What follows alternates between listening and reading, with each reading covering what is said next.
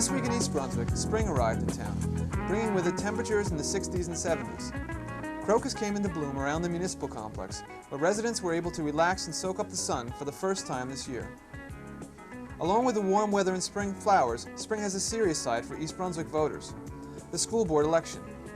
Today on This Week in East Brunswick, we'll introduce you to the 11 school board candidates through the opening statements they gave at Tuesday's School Board Candidates Forum. Our regular features this week will include Ken Shalhoop's Health Facts and a look at new research in vaccines, a Kids Comments book review from Joel Levine, a Consumer Aware report from Adrian Eisner on buying cars as is, plus our Township Council review, all coming up on This Week in East Brunswick. First, our Channel 8 schedule for next week. Monday at 10, it's Lenore Kulik with exercises using heavy hand weights on Look Great, Feel Great. At 10:30, Target with Paula Durant will focus on the Vietnam Veterans Leadership Project. Then Monday evening, a special double cablecast on the school board election, recasts of both the school budget presentation and the candidates forum in its entirety. Tuesday at 8, final scheduled Township Council budget hearing, including reviews of revenues and mandatory expenditures, and the final consideration of the budget by the Council. This will be repeated on Saturday at 9:30, preempting regularly scheduled programming. Wednesday at 7:30, Spotlight on Education looks at expanding horizons in reading. And Thursday at 7:30, Sessions presents in concert Mike Santiago and Entity. And we'll be back next Thursday at 7 and 8 with more news and local events on This Week in East Brunswick. Now here's Glenna Gundel of the PTA President's Council to introduce the school board candidates for their opening statements. All right, we're ready to begin, and we're going to start in alphabetical order with the three-year terms. Mr. Finkelstein, would you begin, please?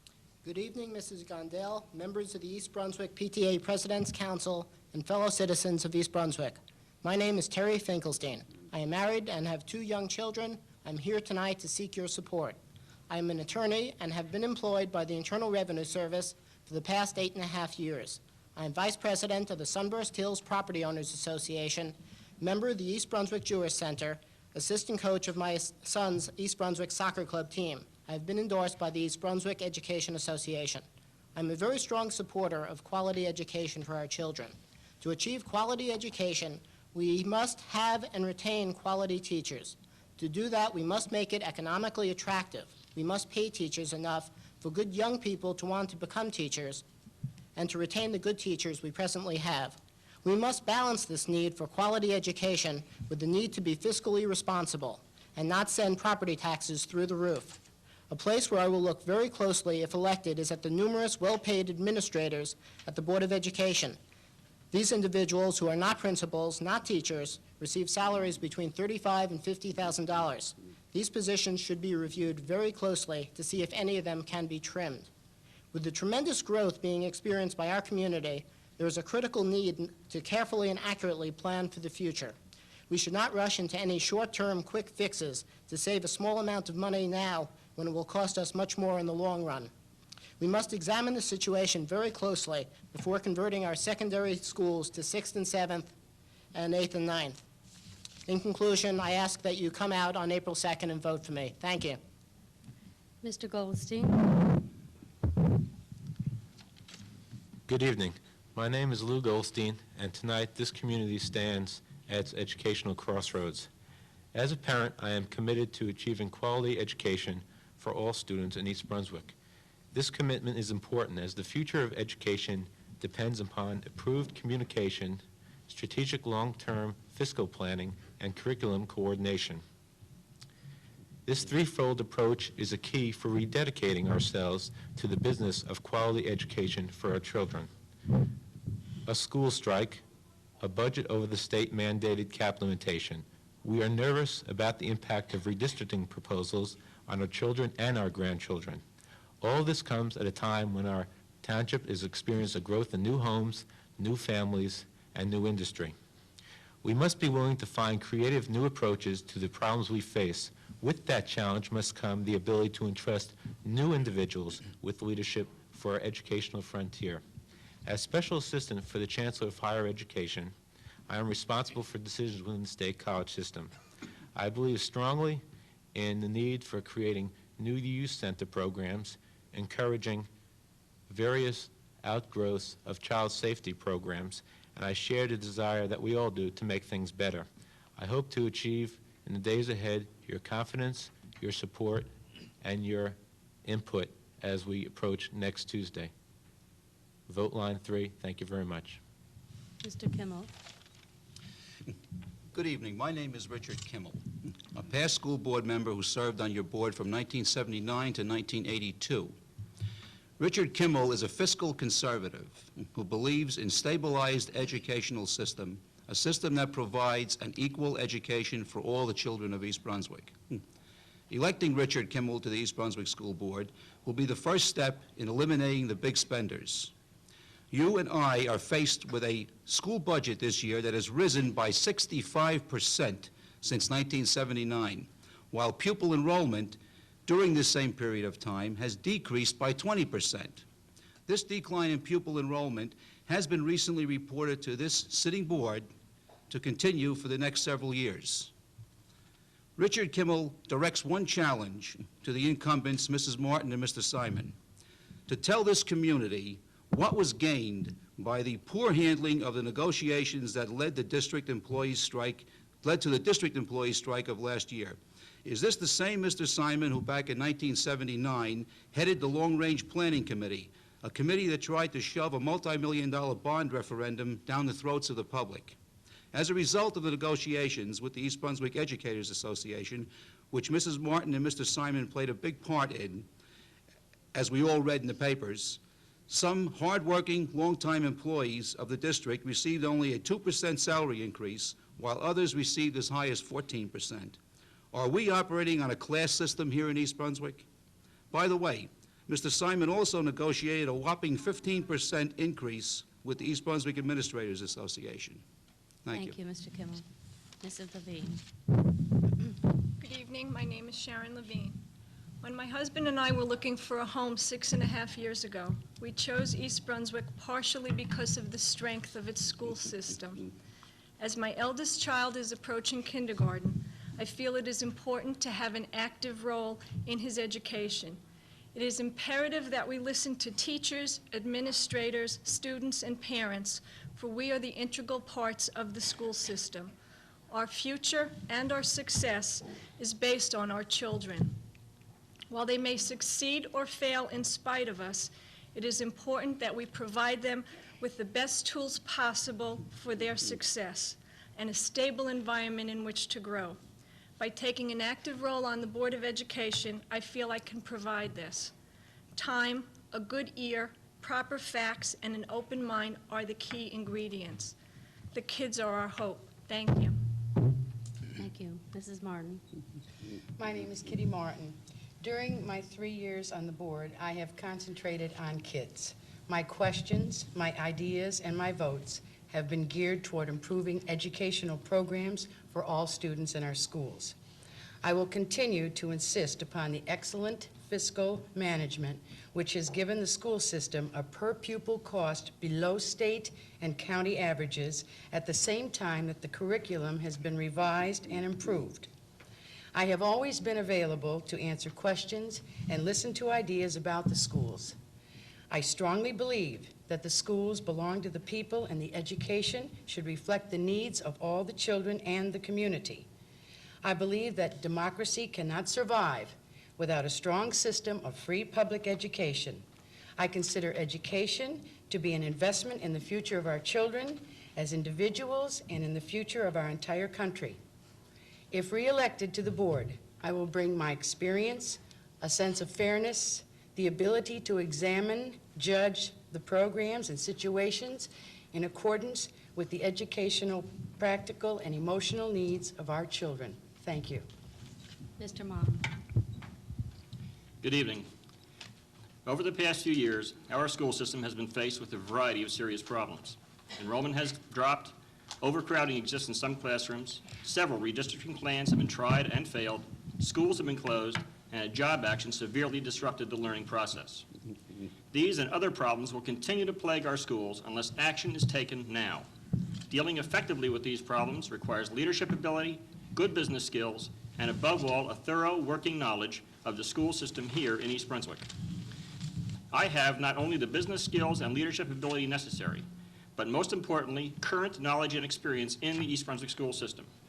Except for the incumbents, I am the only candidate that has this knowledge. I have been involved in the educational system here for over 14 years. I have 3 children presently attending East Brunswick schools and 1 son who graduated last year from East Brunswick High.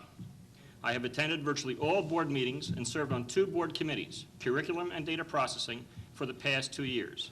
I know the administrators, I know many of the staff, I know the school system, I know the organization, I know the problems. If elected to the board, I will use my business skills and experience in the school system to work to correct the problems and implement a school system that will best prepare our children for the future. When you vote April 2nd, remember that this knowledge and experience cannot be gained overnight.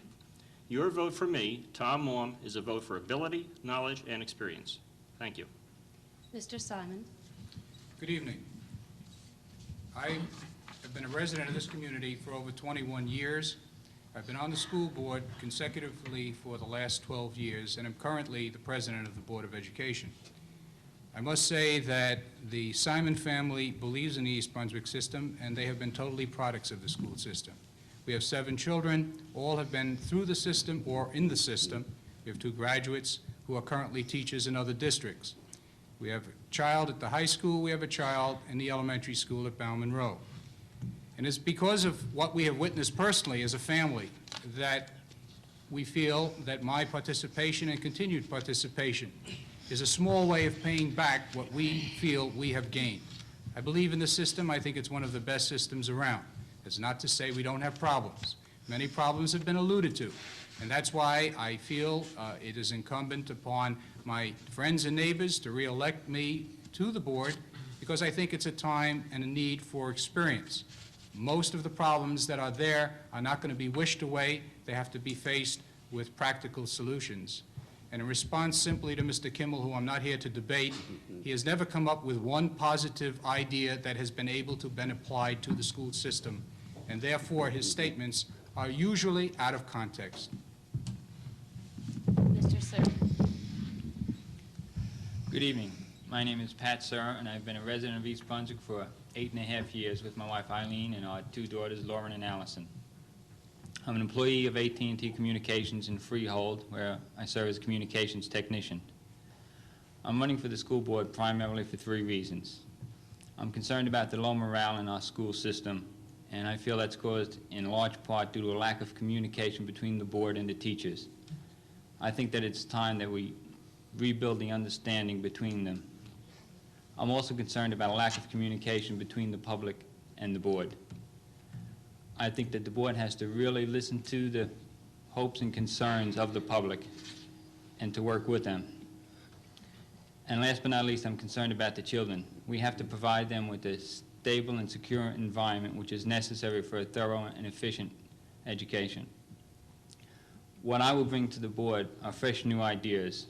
For example, I would like to see the board rotate the location of the meetings at least once a month to a different school in town so that we can be more available to the public and encourage them to come out and attend the meetings.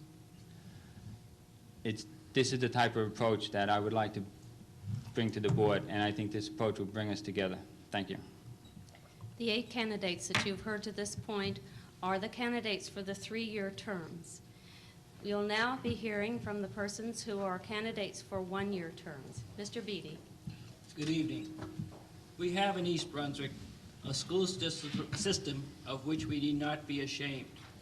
However, its organization and programs are not static, and I believe that any change must be justified on the basis of its benefit to the student's education, the reason for the system's existence, not whether it suits the administrator's convenience.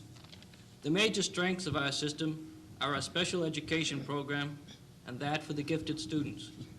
We must strengthen them.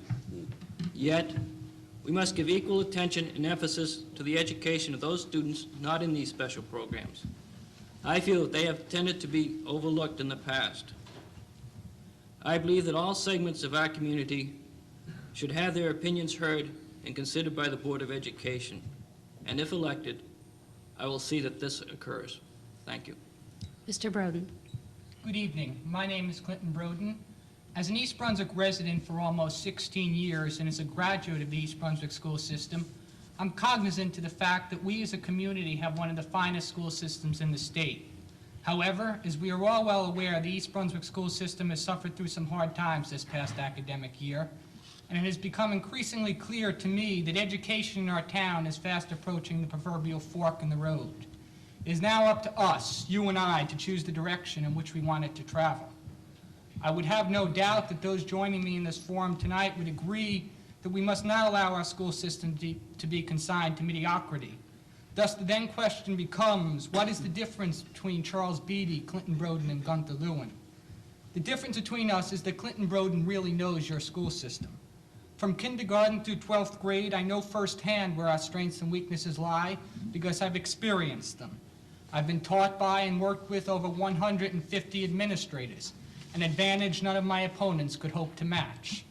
There are some candidates who might know the numbers behind the system, but to truly know a system, you must have first been a part of it. I sometimes laugh to myself and say, if they only knew what really went on in the schools.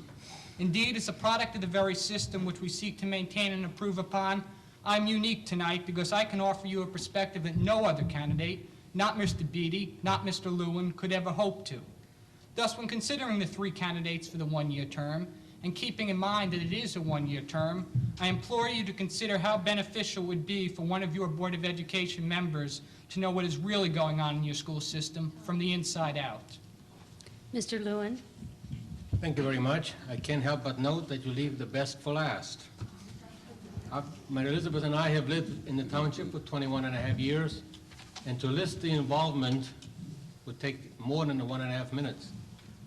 Let me just say that I participated in more activities for school and community, and I began before Mr. Broden was even born. I compare our school system to a $34 million business, which must set standards, measure productivity, evaluate personnel, review salary structures to keep and attract best personnel, and live within a budget. We must be sure that the valuable and viable programs we now have do not go down the drain because of poor planning. We must strive for program improvements and educational growth. Last year's political action very deeply affected the community. Nobody gained. Our children, especially our high school seniors, lost a lot. Teacher morale is poor, and there's still unrest between the staff. I decided to seek the re-election to the board because I can contribute towards the resolution of these issues. I will bring back demonstrated ability to work effectively with differing viewpoints from varied groups. I'm able to provide responsible leadership, enabling me to make intelligent and independent decisions based on issues, not emotions, and having made up my own mind. I believe as a board member, it's our job to see that the schools are well run, not run them ourselves. Please vote for me on April 2. Thank you. Thank you, ladies and gentlemen.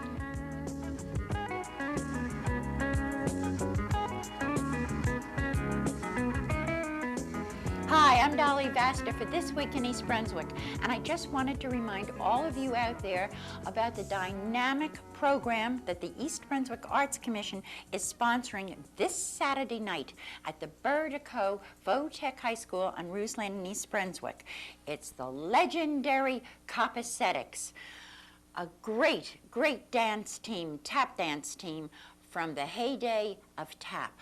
And I'd like to read you a little bit about them. The Copacetics bring a brilliance and authenticity to the classic tradition of tap. After almost half a century in show business, they are one of the few groups preserving this unique art form. Tracing their careers back to the 1930s in the famed Cotton Club, they have lent their irresistible appeal to major Hollywood films, Broadway shows, and nightclubs. Among the greats they have performed with are Ethel Waters, Bill Robinson, Lena Horne, Josephine Baker, Duke Ellington, Cab Calloway, Louis Armstrong, and Count Basie. What better company could you keep for a Saturday evening? So gather up the family. The show is so inexpensive. It's $10 for adults, $5 for seniors and students. And I'll see you there, 8 o'clock Saturday night, Votech High School. Take care.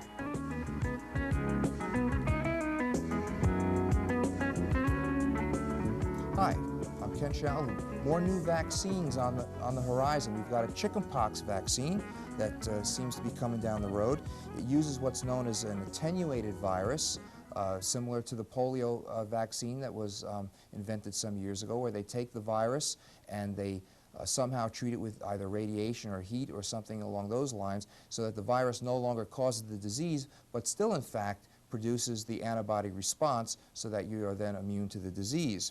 And the results look good for short-term production, according to Kenneth Herman at the Center for Disease Control in Atlanta.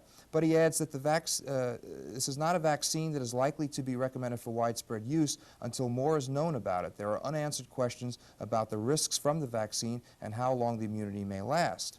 But because chickenpox is more dangerous to adults infected for the first time than it is to children, the duration of protection afforded by the chickenpox vaccine administered during childhood is important. The last thing that we want, according to Ann A. Gershon, professor of pediatrics at New York University, is a whole bunch of adults who are now susceptible to chickenpox. But where the vaccine would be used would be in high-risk groups, such as children that have leukemia, whereby if they do catch chickenpox, they can simply be decimated by that disease because they're either under chemotherapy or some other treatment that reduces their immune response.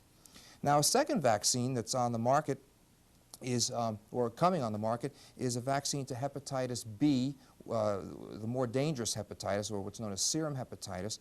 There's one on the market right now which is derived from human sources, human blood sources, and it's very expensive. It costs about $100 for the 3-shot regime, and there are fears because it comes from human blood sources, and now with AIDS in the limelight, it's just not something that people are very happy about administering. Well, the new hepatitis vaccine is going to use, again, the new DNA techniques, and they feel that the vaccine will be a lot safer because it's not from blood sources, and although they're uncertain about the final cost because of development costs incurred with the DNA techniques, they feel that down the road the vaccine will in fact be much, much cheaper, and we may someday not have to worry about this problem known as hepatitis B or serum hepatitis.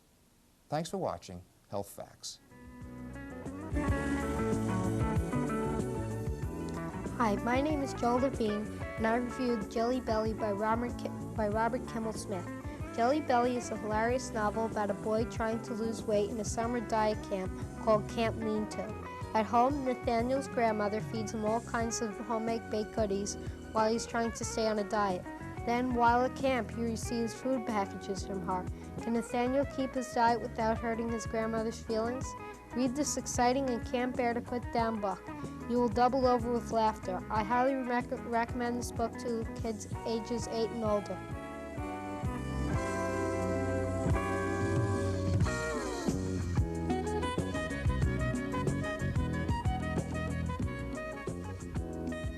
Hello, and welcome to Consumer Aware. Need a used car? There are bargains to be found, and then there are some lemons.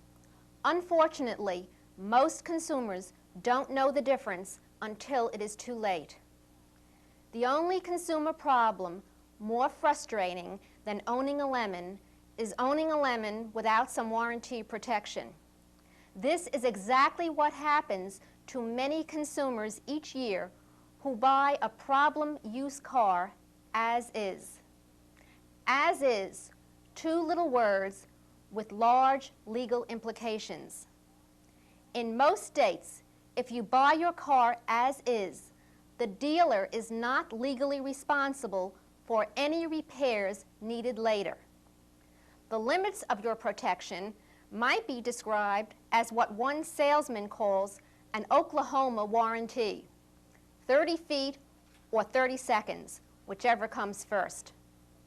You might think that any consumer who buys a used car as is ought to know better.